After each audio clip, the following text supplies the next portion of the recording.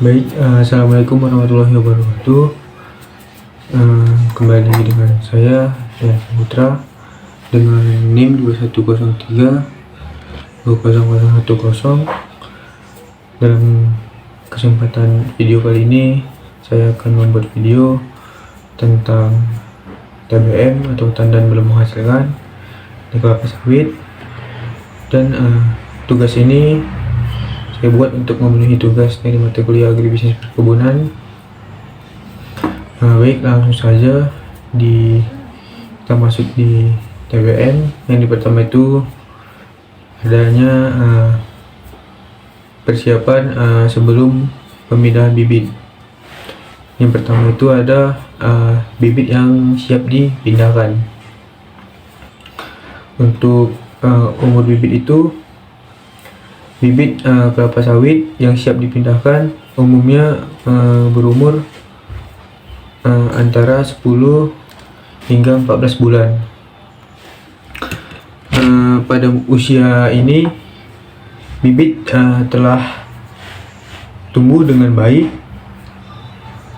dan siap menghadapi kondisi lapangan. Untuk tinggi bibitnya itu, bibit harus memiliki tinggi antara 80 sampai 100 cm dengan minimal 15 sampai 20 helai daun yang terbuka sempurna. Untuk kondisi batang dan akarnya itu, batang bibit harus kokoh dan sehat dengan akar yang kuat, tidak terbelit di polybag, dan bibit dengan akar yang terlalu panjang atau terbelit akan sulit berkembang setelah dipindahkan ke lapangan. Pastikan akar tersebar baik di dalam polybag, dan bibit kelapa sawit dengan akar yang terlalu panjang atau yang terbelit di polybag dapat mengalami beberapa masalah serius setelah dipindahkan ke lapangan, yang berakibatkan itu ada beberapa akibatnya, yaitu yang pertama itu pertumbuhan terhambat. Jadi yang kedua itu akar yang terbelit di polybag tidak dapat berkembang dengan baik setelah ditanam di lapangan. Akar yang terlipat atau melingkar tidak bisa menyebar secara optimal di dalam tanah, sehingga kemampuan tanaman untuk menyerap air dan nutrisi dari tanah akan terganggu. Ini dapat menyebabkan pertumbuhan bibit menjadi terhambat atau kerdil. Setelahnya itu penyerapan air dan nutrisinya itu menurun, dan akar yang sehat berfungsi untuk menyerap air dan nutrisi dari tanah. Jika akarnya terbelit, area penyerapan menjadi lebih terbatas, sehingga tanaman tidak mendapatkan nutrisi dan air yang cukup. Akibatnya itu tanaman akan mengalami kekurangan nutrisi yang ditunjukkan dengan daun yang menguning, kerdil, atau bahkan layu. Dan akibatnya juga membuat tanaman itu menjadi stres, dan bibit dengan akar yang terbelit lebih rentan mengalami stres saat ditanam di lapangan.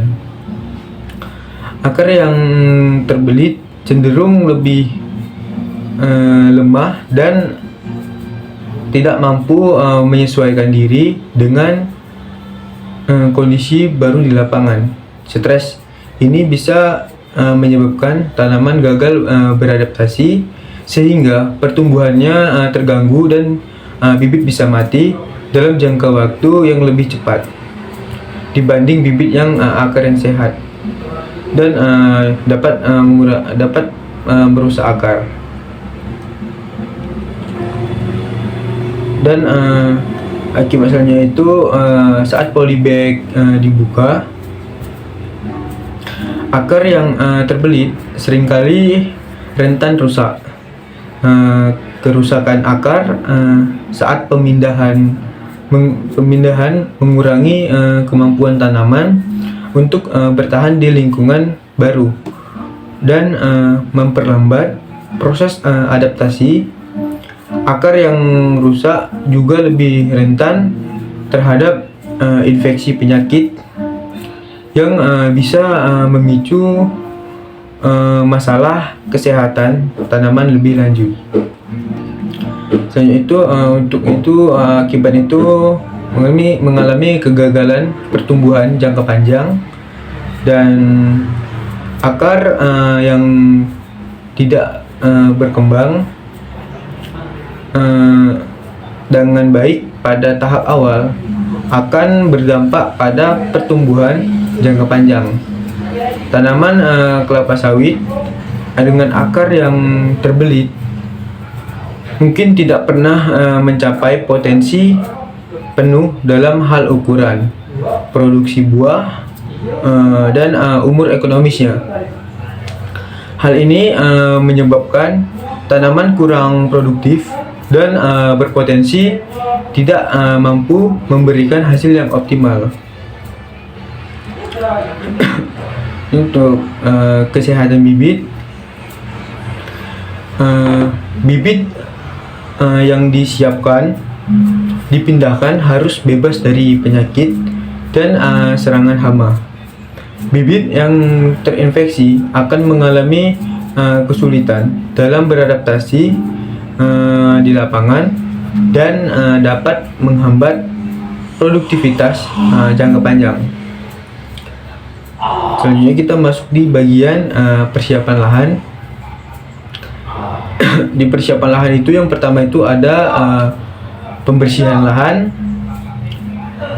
Lahan harus dibersihkan dari gulma, semak belukar, serta sisa tanaman sebelumnya yang dapat menghambat pertumbuhan bibit. Dan gulma akan bersaing dengan bibit dalam mendapatkan nutrisi, air, dan cahaya matahari.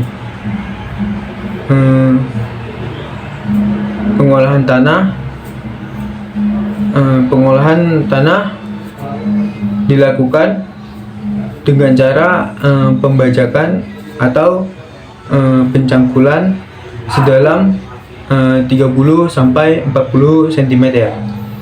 Ini bertujuan untuk memperbaiki struktur tanah dan meningkatkan sirkulasi udara serta penyerapan air oleh akar tanaman. Selanjutnya itu ada pengapuran. Apabila pH tanah terlalu rendah atau kurang dari 4,5, tanah perlu dikapur menggunakan dolomit untuk menetralkan keasaman tanah. Tanah dengan pH ideal antara 4,5 sampai 5,5 akan mendukung pertumbuhan kelapa sawit secara optimal. Yaitu ada pembuatan lubang tanam. Lubang tanam harus memiliki ukuran 60 kali 60 kali 60 cm dan lubang disiapkan 2 minggu sebelum pemindahan agar tanah memiliki sirkulasi udara yang cukup. Penggemburan tanah di sekitar lubang juga penting untuk mendukung perkembangan akar.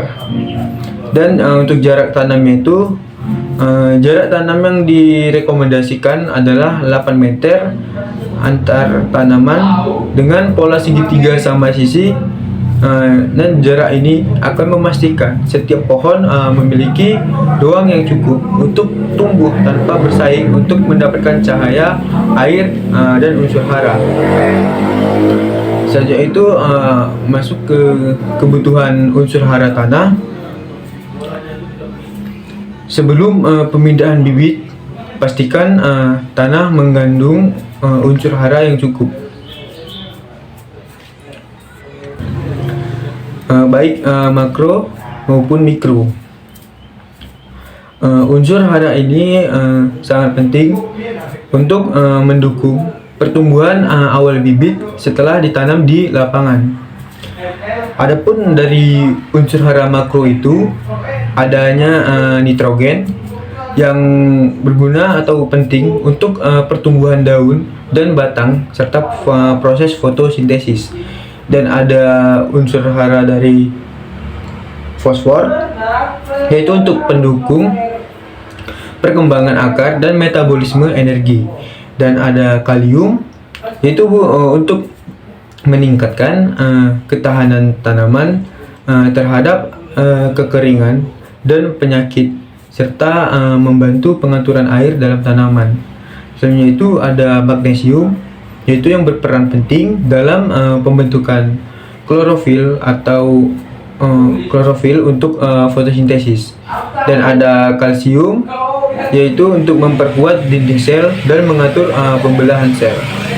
Dan ada juga unsur hara dari mikro, yaitu seperti zat besi, yaitu mendukung pembentukan klorofil dan proses respirasi tanaman. Dan ada mangan, yaitu berguna dan penting dalam proses fotosintesis dan metabolisme nitrogen. Dan ada zat seng, yaitu untuk membantu sintesis hormon yang mendukung pertumbuhan tanaman. Selanjutnya itu kita masuk di tahapan pemindahan bibit. Yang pertama itu ada pengangkutan bibit.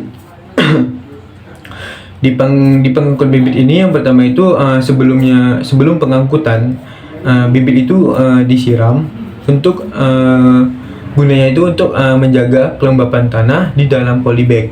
Jadi agar tanah itu tetap keadaan lembab, maka sebelum diangkut itu disiram.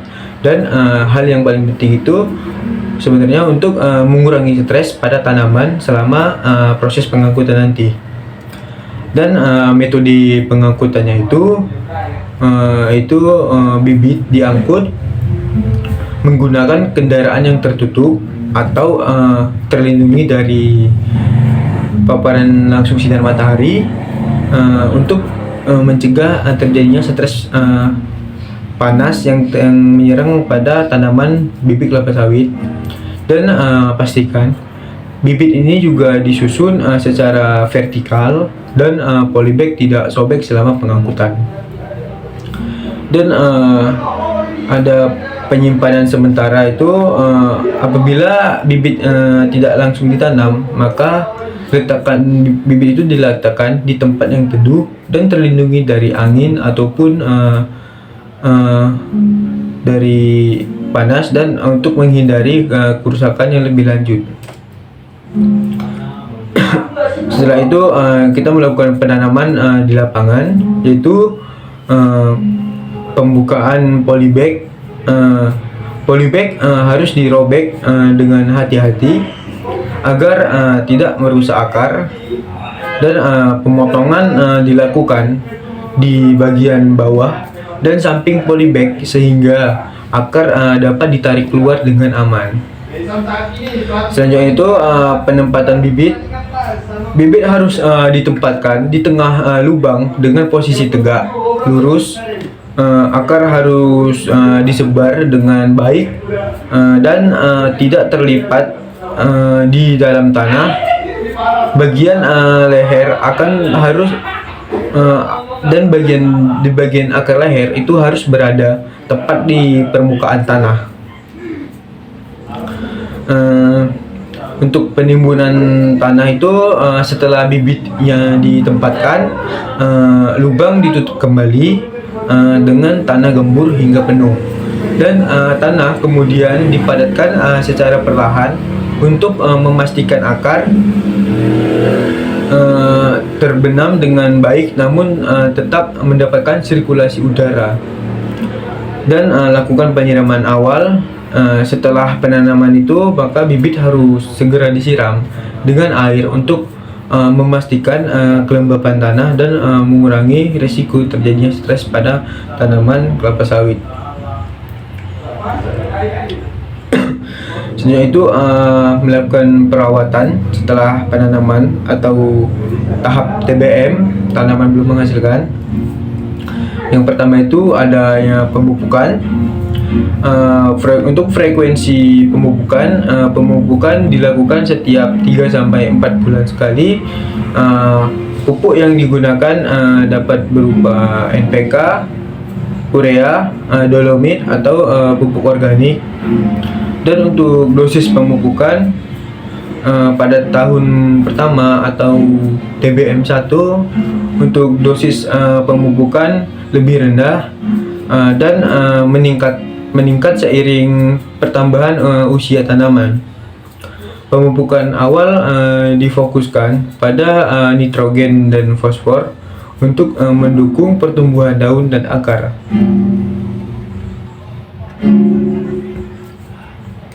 Dan pada tahun pertama atau TBM 1, pada tahun pertama itu fokus pemupukan adalah untuk mendukung pertumbuhan awal bibit, khususnya pertumbuhan akar dan daun. Dosis pemupukan pada tahun pertama itu relatif lebih rendah dibandingkan tahun-tahun berikutnya karena bibit masih dalam tahap adaptasi dan pertumbuhan awal. Dan untuk frekuensi pemupukan dilakukan setiap 3 bulan sekali atau 4 kali dalam setahun. Untuk dosis pemupukannya itu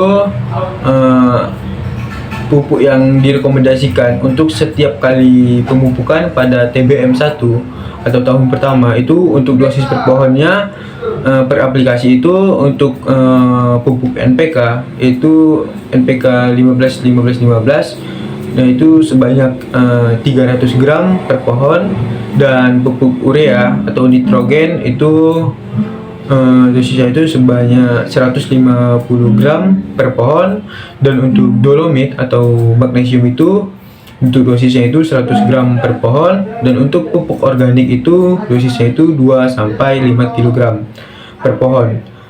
Ini bisa pupuk organik ini bisa berupa kompos atau pupuk kandang, dan ini sebenarnya tergantung kebutuhan dan kondisi tanahnya. Dan itu interval waktu pemupukan. Pemupukan pertama itu setelah bibit dipindahkan ke lapangan itu sekitar 1 bulan setelah penanaman, dan pemupukan kedua itu dilakukan setelah 3 bulan setelah pemupukan pertama, dan pemupukan ketiga itu 6 bulan setelah pemupukan pertama, dan pemupukan keempat itu 9 bulan setelah pemupukan pertama. Dan pada tahun kedua atau TBM 2 pada tahun kedua untuk dosis pemupukan mulai ditingkatkan karena tanaman sudah mulai tumbuh lebih besar dan memerlukan lebih banyak nutrisi, dan fokus pemupukan tetap pada nitrogen dan fosfor untuk mendukung pertumbuhan daun dan akar, namun kalium juga mulai ditingkatkan untuk memperkuat batang. Untuk frekuensi pemupukan itu pemupukan dilakukan setiap 4 bulan sekali atau 3 kali dalam setahun. Untuk dosis pemupukannya itu untuk pupuk NPK 15-15-15 itu dosisnya itu sebanyak 400 gram per pohon, dan untuk pupuk urea itu atau nitrogen dosisnya itu 200 gram per pohon, Dan untuk pupuk dolomit itu magnesium, untuk dosisnya itu 150 gram per pohon. Dan untuk kalium atau KCl itu menggunakan dosis itu 100 gram per pohon. Dan pupuk organiknya itu untuk dosisnya 5 sampai 8 kg per pohon. Itu tergantung dari kondisi tanah yang untuk pupuk organik. Untuk interval waktu pemupukannya itu untuk pemupukan pertama yaitu 12 bulan setelah pemindahan bibit ke lapangan, dan untuk pemupukan kedua itu 16 bulan setelah pemindahan bibit, dan pemupukan ketiga itu 20 bulan setelah pemindahan bibit dan masuk di tahun ketiga atau TBM 3. Pada tahun ketiga, dosis pemupukan kembali ditingkatkan karena tanaman mulai mendekati fase tanaman menghasilkan atau TM. Itu fokus utama pemupukan pada tahun ini adalah memperkuat batang dan akar, serta memastikan tanaman itu siap untuk mulai berbuah. Untuk frekuensi pemupukannya itu, pemupukan dilakukan setiap 4 bulan sekali, yaitu atau 3 kali dalam setahun. Dan untuk dosis pemupukannya itu menggunakan pupuk NPK 15-15-15, yaitu dengan dosis 500 gram per pohon. Dan untuk pupuk urea atau nitrogen yaitu dengan dosis 250 gram per pohon. Dan untuk pupuk dolomit atau magnesium yaitu dengan dosis 200 gram per pohon. Dan untuk kalium atau KCl yaitu dengan dosis 150 gram per pohon. Dan untuk pupuk organik yaitu dengan dosis 8 sampai 10 kg per pohon. Dan untuk pupuk organik ini tergantung dari kondisi tanah. Untuk interval waktu pemupukan yaitu untuk pemupukan pertama 24 bulan setelah pemindahan bibit ke lapangan, dan untuk pemupukan kedua yaitu 28 bulan setelah pemindahan bibit, dan untuk pemupukan ketiga itu 32 bulan setelah pemindahan bibit. Dan untuk ada poin tambahan untuk pemupukan ini yaitu nitrogen atau NEN penting untuk pembentukan daun dan batang. Nitrogen diberikan lebih banyak pada fase awal atau tahun pertama, itu untuk mendukung pertumbuhan vegetatif.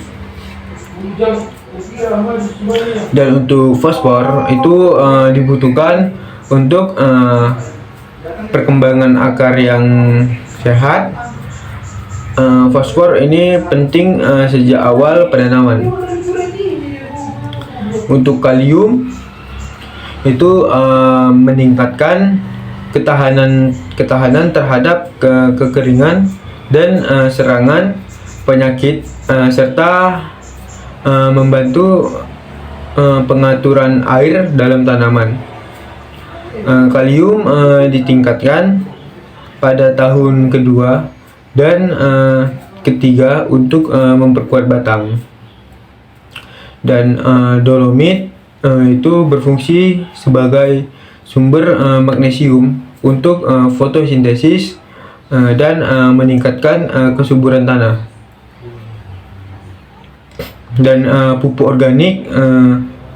organik ini ditambahkan untuk memperbaiki struktur tanah dan meningkatkan kandungan bahan organik dalam tanah, yang membantu penyerapan pupuk kimia dan mempertahankan kelembapan tanah. Selain itu masuk di pengendalian gulma. Gulma dapat menghambat pertumbuhan kelapa sawit karena bersaing untuk mendapatkan nutrisi. mendapatkan nutrisi, air, dan cahaya. Oleh karena itu, pengendalian gulma sangat penting dan dapat dilakukan secara manual, yaitu dengan penyiangan atau menggunakan herbisida yang aman.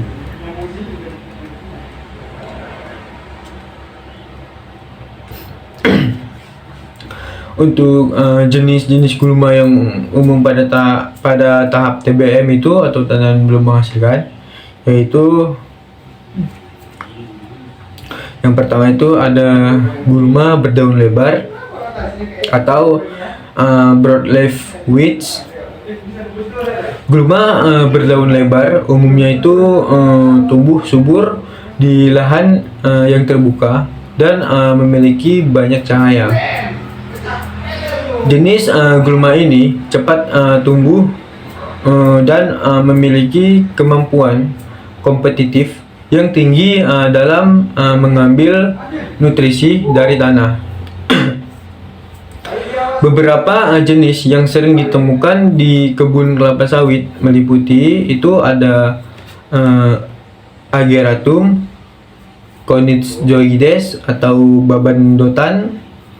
Ini gulma ini dikenal karena pertumbuhan yang cepat dan kemampuannya bersaing untuk mendapatkan air dan nutrisi. Dan ada Borreria alata, yaitu atau herba pahit. Ini memiliki daun berbentuk oval dan cepat menyebar di lahan terbuka. Dan ada Micania micrantha atau selaput tunggul.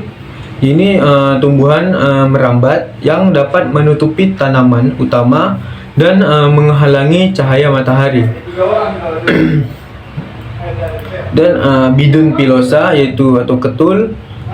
Gulma ini memiliki batang yang kokoh dengan daun lebar dan sering tumbuh di antara barisan tanaman kelapa sawit. Yaitu ada gulma berdaun sempit atau grasses. Gulma berdaun sempit biasanya terdiri dari spesies rumput-rumputan yang tumbuh dengan cepat dan memiliki sistem perakaran yang kuat. Mereka sangat kompetitif dalam hal pengambilan air dan nutrisi. Adapun jenis-jenis gulma berdaun sempit ini yang sering ditemukan itu adalah Imperata cylindrica atau rumput atau alang-alang. Yang salah satu gulma ini adalah salah satu gulma yang paling berbahaya yang sering tumbuh di lahan kelapa sawit. Alang-alang memiliki sistem perakaran yang dalam dan menyebar luas. Dan ada Cynodon dactylon atau rumput teki. Gulma berakar kuat dan menjalar, tumbuh cepat dan sulit dihilangkan. Yaitu ada Eleusin indica atau rumput belulang. Gulma ini tumbuh dengan cepat di lahan terbuka dan kering, serta mampu bertahan di berbagai kondisi lingkungan. Terus ada gulma tipe pakis atau ferns. Gulma jenis pakis tumbuh di lahan yang lembab dan teduh. Mereka biasanya tumbuh di bawah naungan kelapa sawit atau di daerah yang cenderung basah. Jenis-jenis gulma pakis yang biasanya ditemukan di kebun kelapa sawit itu seperti Nephrolepis bicerata atau pakis paku. Gulma ini tumbuh di area yang lembab dan dapat menyebar luas jika tidak dikendalikan. Dan ada juga jenis gulma pakis steno Stenochelena palustris, yaitu pakis yang merambat yang sering ditemukan di daerah yang tergenang air atau tanah yang lembab. Selanjutnya ada gulma tipe teki-tekian atau setges. Gulma teki-tekian memiliki daun yang kaku dan tajam serta akar yang kuat. Mereka dapat tumbuh di berbagai jenis tanah, terutama di lahan basah atau tergenang. Untuk jenis-jenis yang sering dijumpai adalah Cyperatus rotundus atau teki liar, yaitu salah satu gulma yang paling sulit dikendalikan karena akarnya yang sangat dalam dan mudah tumbuh kembali. Selanjutnya itu ada Cyperus Killingia atau teki kuning. Gulma ini memiliki perakaran yang kuat dan tumbuh di area yang memiliki drainase buruk atau tidak terawat. Dan ada gulma merambat atau climbing weeds. Gulma merambat ini cenderung menyebar dengan cepat di atas tanaman kelapa sawit sehingga menghalangi cahaya matahari yang dibutuhkan oleh tanaman. Dan ada beberapa jenis gulma yang merambat ini yang sering ditemui di tanaman kelapa sawit itu. Yang pertama ada Micania micrantha atau selaput tunggul. Itu tumbuhan merambat ini dapat menutupi tajuk pohon kelapa sawit dan mengurangi penetrasi cahaya. Dan ada Passiflora foetida atau markisa liar. Gulma merambat ini memiliki daun berumbai dan seringkali menutupi tanaman utama. Dan selain itu ada dampak negatif dari gulma pada tahap TBM. Yang pertama itu bersaing untuk nutrisi dan air.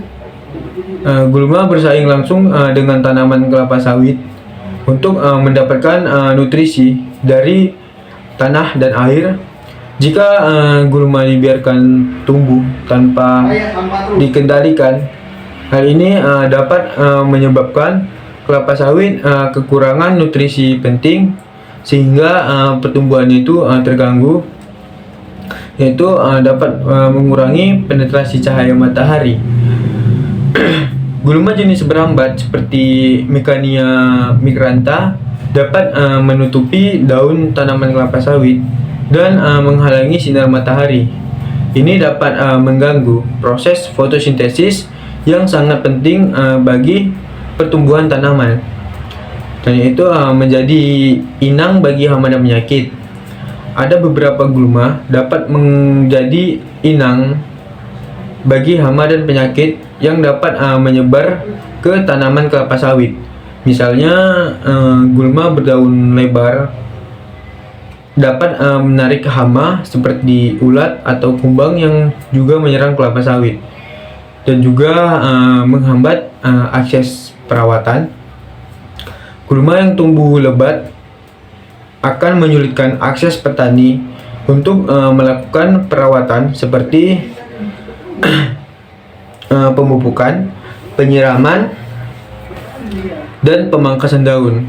Hal ini mengakibatkan perawatan yang tidak optimal bagi tanaman kelapa sawit. Misalnya itu pengendalian gulma pada tahap TBM. Pengendalian gulma sangat penting pada tahap TBM. Ini untuk memastikan pertumbuhan tanaman kelapa sawit tidak terganggu. Dan ada beberapa metode pengendalian gulma yang efektif yang dapat dilakukan, yaitu pertama, pengendalian secara manual atau dengan penyiangan. Penyiangan secara manual adalah metode yang umum dilakukan terutama untuk gulma yang tumbuh di sekitar pangkal tanaman. Proses ini dilakukan dengan mencabut gulma menggunakan tangan atau alat sederhana. penyiangan manual seperti penyiangan manual efektif untuk gulma berdaun lebar dan setges, namun memerlukan tenaga kerja yang lebih banyak dan waktu yang lebih lama. Dan bisa juga misalnya itu penggunaan herbisida pratumbuh. Herbisida jenis ini diaplikasikan sebelum gulma mulai tumbuh. Mereka bekerja dengan mencegah perkecambahan atau pertumbuhan bibit gulma. Herbisida pratumbuh cocok untuk mengendalikan gulma berdaun lebar dan berdaun sempit pada tahap awal pertumbuhan. Herbisida pasca tumbuh. Herbisida pasca tumbuh diaplikasikan langsung pada gulma yang sudah tumbuh, dan jenis herbisida ini bekerja dengan meresap melalui daun dan menghentikan pertumbuhan gulma.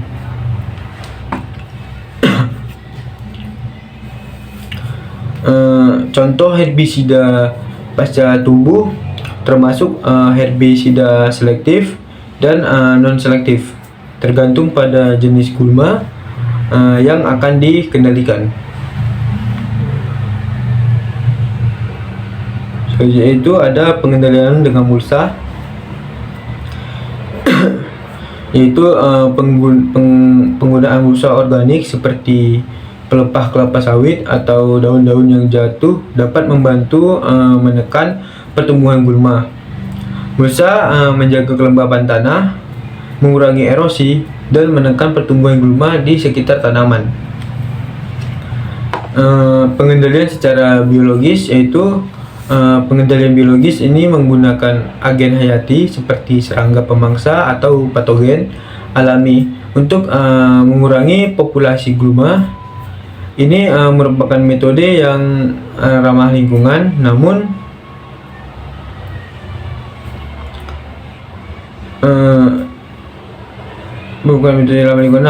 memerlukan pemahaman yang mendalam tentang interaksi antara gulma dan agen biologis yang digunakan. Selain itu ada pengairan.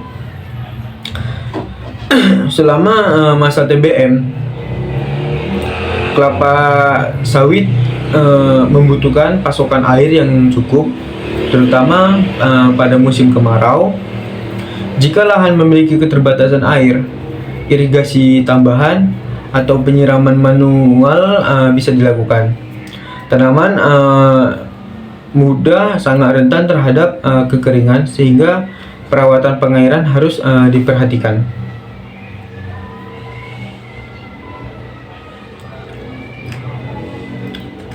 Selanjutnya untuk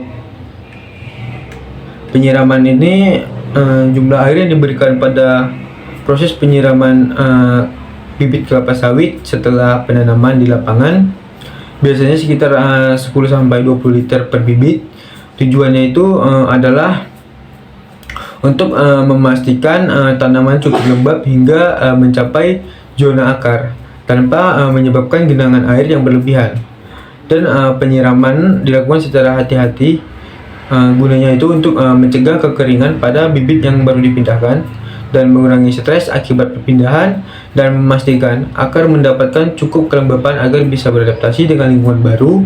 Dan frekuensi penyiraman ini dapat bervariasi tergantung kondisi cuaca, misalnya lebih sering saat musim kemarau atau panas yang ekstrim. Dan pada kemarau, kebutuhan air kelapa sawit, terutama selama masa tanaman belum menghasilkan atau TBM, sangat meningkat untuk mendukung pertumbuhannya. Kebutuhan air kelapa sawit pada musim kemarau biasanya itu berkisar antara 100-150 liter per pohon per hari. Ini dapat bervariasi tergantung pada beberapa faktor seperti kondisi cuaca. Jika musim kemarau lebih panas dari biasanya, kebutuhan air itu meningkat. Dan jenis tanah, tanah berpasir atau tanah dengan daya serap air yang rendah memerlukan lebih banyak air dibandingkan tanah yang lebih baik menyimpan air. Dan untuk usia tanaman muda biasanya memerlukan lebih banyak air untuk mendukung pertumbuhannya dibandingkan dengan tanaman dewasa. Dan jika menggunakan sistem irigasi, distribusi air yang merata bisa membantu menjaga kelembapan tanah. Namun pada lahan dengan keterbatasan air, penting untuk mengutamakan tanaman muda dan memberikan air secara efisien melalui irigasi tetes atau metode lain yang mengurangi pemborosan. Dan selanjutnya itu ada pemangkasan daun. Daun-daun yang kering, rusak atau terkena penyakit harus dipangkas secara berkala. Dan pemangkasan membantu meningkatkan sirkulasi udara dan penetrasi cahaya yang penting untuk pertumbuhan tanaman dan mencegah kelembapan berlebih yang dapat memicu penyakit. Dan untuk pengendalian hama dan penyakit itu jenis hama pada TBM, untuk ada ulat pemakan daun. Ulat merupakan hama yang sering menyerang daun kelapa sawit. Pada tahap TBM, mereka memakan daun menggunakan proses fotosintesis dan memperlambat pertumbuhan tanaman. Untuk jenis ulatnya itu ada ulat api, ada Mahasena corbeti, Darna terima, dan ulat bulu. Gejala serangannya itu daun yang terserang akan terlihat bolong-bolong, berubah warna menjadi coklat atau bahkan mengering. Dalam serangan berat, ulat dapat memakan seluruh daun sehingga tanaman tidak dapat melakukan fotosintesis. Dan untuk pengendaliannya itu pemantauan rutin. Lakukan pemeriksaan rutin untuk mendeteksi ulat sejak dini, yaitu ada pengendalian biologis, yaitu menggunakan musuh alami ulat seperti parasitoid dan predator. Dan pengendalian kimia, yaitu jika serangan ulat parah maka insektisida seperti dolomit, seperti deltametrin atau chlorpyrifos dapat digunakan. Dan di sini ada kumbang tanduk atau Orices picaneros. Kumbang tanduk ini adalah hama yang sering menyerang kelapa sawit muda. Kumbang dewasa menggali lubang pada bagian pucuk tanaman untuk bertelur yang mengakibatkan kerusakan mekanis pada jaringan tanaman. Gejala serangan itu kumbang tanduk menggali lubang di pucuk kelapa sawit, menyebabkan daun menjadi rusak, tidak terbuka sempurna, atau berbentuk kipas. Dan untuk pengendalian itu secara biologis itu menggunakan virus Oristes sebagai agen biologis untuk menginfeksi dan membunuh kumbang tanduk. Dan pemangkasan dan sanitasi, membersihkan sisa-sisa tanaman yang terinfeksi atau mati untuk mencegah perkembangan kumbang di area sekitarnya. Dan pengendalian kimia menggunakan insektisida. Dan ada hama rayap, itu menyerang akar dan batang kelapa sawit muda. Gejala serangannya itu tanaman ini terlihat layu meskipun kondisi lingkungan baik. Jika tanaman dicabut, akar terlihat rusak dan bagian dalam batang berlubang. Untuk pengendaliannya itu pemantauan rutin, memeriksa gejala awal serangan rayap dan terutama di area dekat dengan sisa-sisa kayu atau tanaman mati. Dan pengendali kimia itu menggunakan insektisida yang disuntikan ke tanah di sekitar tanaman untuk membunuh rayap di bawah permukaan. Dan ada hama tikus. Tikus adalah hama yang merusak akar dan batang tanaman kelapa sawit dengan mengunyah akar dan batang dan menyebabkan tanaman menjadi tidak stabil dan dapat roboh. Untuk gejala serangan itu tanaman muda akan terlihat goyah atau mudah roboh. Dan pengendalian itu secara fisik memasang perangkat tikus, dan secara biologis itu penggunaan burung hantu sebagai predator alami tikus. Dan pengendalian kimia itu penggunaan rodentisida di sekitar area serangan. Dan ada jenis penyakit pada tahap TBM, yaitu ada busuk pangkal batang. Gejalanya itu daun kelapa sawit akan terlihat menguning dan layu. Dan pengendalian itu ada melakukan pencegahan, sanitasi kebun dengan membersihkan sisa tanaman yang mati atau terkena penyakit. Dan penggunaan pemantauan rutin, tanaman yang terkena serangan harus segera diidentifikasi dan diisolasi. dan ada penyakit akar merah. Dan gejala serangannya itu daun mulai menguning, terutama pada bagian bawah, dan tanaman menjadi layu. Pengendalian itu melakukan pencegahan, yaitu sanitasi kebun dengan menghilangkan akar yang terinfeksi, dan pengendalian kimia menggunakan fungisida. Selanjutnya itu yang terakhir itu ada pemberian mulsa. Pemberian mulsa organik atau seperti pelepah kelapa sawit atau daun-daun yang jatuh di sekitar pangkal tanaman berguna untuk menjaga kelembapan tanah, mengurangi pertumbuhan gulma, serta menambah bahan organik ke tanah setelah mulsanya terurai. Dan terakhir itu ada monitoring dan evaluasi. Pemantauan kesehatan tanaman harus dipantau secara berkala untuk memantau tinggi jumlah daun dan kesehatan batang. Bibit yang tidak menunjukkan pertumbuhan signifikan dalam beberapa bulan harus segera diganti atau replanting. Dan evaluasi perawatan seperti pemupukan, pengendalian gulma, dan pengairan harus dievaluasi secara teratur untuk memastikan bahwa bibit mendapatkan nutrisi yang tepat dan bebas dari ancaman hama serta penyakit. Dan pengamatan pertumbuhan akar, itu meskipun akar tidak terlihat, pertumbuhan akarnya bisa dipantau melalui tanda-tanda eksternal seperti kesehatan batang dan daun serta respon tanaman terhadap pemupukan. Baik, mungkin itu saja penjelasan saya dari TBM, yaitu tanaman belum menghasilkan. Kalau ada banyak kekurangan, saya mohon maaf. Saya akhiri. Assalamualaikum warahmatullahi wabarakatuh.